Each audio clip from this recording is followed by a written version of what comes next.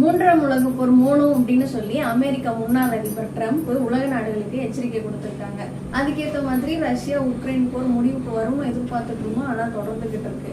அதே போல இஸ்ரேல் பாலஸ்தீனம் போர்களும் நடந்துகிட்டு இருக்கு. இது மாதிரி இஸ்ரேல் பாலஸ்தீனம் ரஷ்யா உக்ரைன் போர்னால உலக நாடுகளுக்கிடையே போர் நடக்கும் அப்படின்னு சொல்லி எச்சரிக்கை விடுத்திருக்காங்க. எப்படி அப்படின்னு பார்த்தோம்னா ஒரு நாடுகளுக்கு சப்போர்ட்டிவா இருக்காங்க. ஃபார் எக்ஸாம்பிளுக்கு இஸ்ரேலுக்கும் உக்ரைனுக்கும் மேற்குலக நாடுகள் சப்போர்ட்டிவா இருக்காங்க. பாலஸ்தீனத்துக்கு மத்திய கிழக்கு நாடுகள் சப்போர்ட்டிவா இருக்காங்க.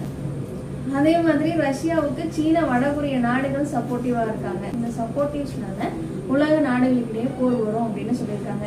இன்னைக்கு ரஷ்யா உக்ரைன் மேல தாக்குதல் நடத்திருக்காங்க. உக்ரைனும் பதிலுக்கு ரஷ்யா மேல தாக்குதல் நடத்திருக்காங்க. அதே மாதிரி இஸ்ரேல் மேல 320க்கும் மேற்பட்ட ஏவுகணைகளையும் 20க்கும் மேற்பட்ட ட்ரோன்களையும் பயன்படுத்தி தாக்குதல் பண்ணியிருக்காங்க. ட்ரம்ப் கொடுத்த எச்சரிக்கைக்கு உலக நாடுகள் என்ன பண்ண போறாங்கன்னு வெயிட் பண்ணி பார்க்கலாம்.